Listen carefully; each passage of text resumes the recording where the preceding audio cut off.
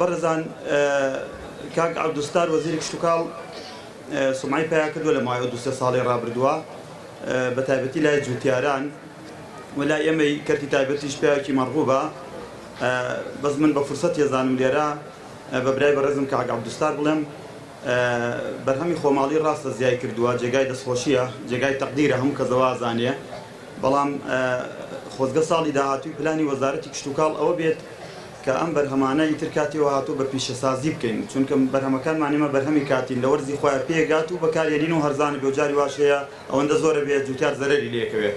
بۆم بابەتەش ئەو ئەتوانێت هەم ئەندامی ئەنجومەنی باڵای بەرێنانە، هەم ئەندامی ئەنجومەنی باڵای ئابووریە، هەم وەزیری کشتوکاڵە ئێمە هەوڵ بین ڕێنمایی دەرکەین لە ئەنجومەنی باڵای بەرێنان بۆ ئەی ئەم پیشەسازی کە ئێستانە بەداخەوە هەڵەبجە دراوسێی وڵاتێکە کە پێڵەن کۆماری ئیسلامی ئێران، ئەو وڵاتە 800 شاری پیشەسازی تایە. 800 شاری پیشەسازی منافەسەی بەرهەمی هەرێمی کوردستانێکە. بۆی وای کردو ئەم بەرهەمانەیە ئێمە تەنها ئەوەندە سوودی لێ بینین کە لە کاتی خۆیان بەکاری بێنین. کارگەیەکی دۆشاوی تەماتە یاخود کارگەیەکی زەیتون بەڕاستی ئەمە کیفایەت نییە بۆ ئەم هەموو بەرهەمە جوانەی لە کوردستانە هەمانە. ئەوەی کە کاک عەبدولستارێکە ئەوە بە ئەو تعلیماتانی دەریەکە زۆر جار هەیە هەر بە دەسەڵاتی خۆی کە احتیمالێ ڕۆژە لە ڕۆژانیش ڕقابەی مالی لێ پرسێتەوانێت، چونکە زۆر جار بۆی ئەم بەرهەمانە سەر بگرێ گوێ نادات، یەکسەرە نێرێ بۆ گومرێک. من لە ژوورەکەی تەبعاً کاک عەبدولستار پەیوەندیی تونگتۆڵی لەگەڵ کەرتی تایبەت و ڕێکخراوەکان هەیە، بە تایبەتی کێتیۆ بەرێنان زۆر پرسوڕامان بە یەکتر هەیە. زۆر جار کە ئاچین بۆ لای پێشەوەی برارەکە بنووسێتەوە تەلەفۆن بۆ مدیر گومرگەکانەکە ئەڵێ کاکە با 10 ڕۆژی تر پەتاتە نەیە، با 5 ڕۆژی تر نە. ئەمە شتێکی زۆر باشە، بەڵام ئەگەر ئەمە بکەین بە یاسا و بەرهێنەر وەک تاوەتەرزە ڕۆکاتە ئەم بابەتانە، چونکە مەوانەی کە لە ئێرانەوە بەرهێنانیان کردووە تەنها مەسەلەکە ئەوەیە یاسای پاراستنی بەرهەمە خۆماڵەکانیان هەیە.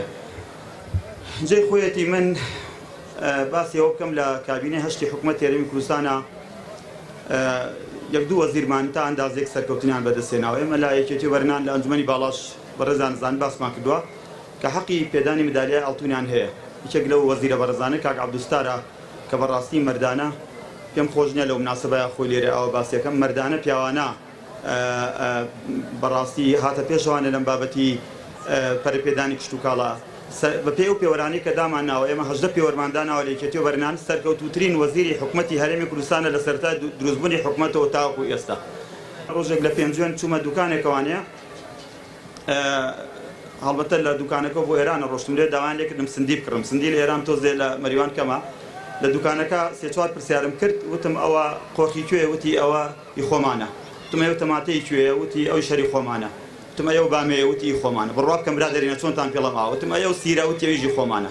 وتم ئەوە چییە؟ بەرهەمی خۆماڵی زیادی کردووە. وتی دوعای بەخێر بۆ کە عەبدولستار بکەن. بەڕێزان ئێستاش 3 خەڵاتمان هەیە بۆ هەر سێ بەڕێز جەنابی وەزیری کشتوکاڵ و سەرچاوەکانی ئاو بەڕێز کە عەبدولستار نەجیب بافەرمێت داوا لە بەڕێز مامۆستا حەسەن عالی دەکەین بە پێشکەشکردنی ئەو خەڵاتە.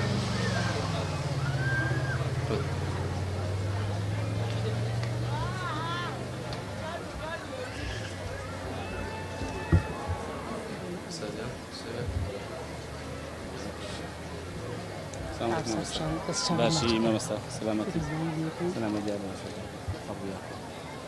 دەستان خۆش بێ سەرکەوتوی مامۆستا. پشتیوانی تۆ بۆیە مامۆستا. نارە خزمەتتان دەم هەمیشە. زۆر سپاس بۆیەوە.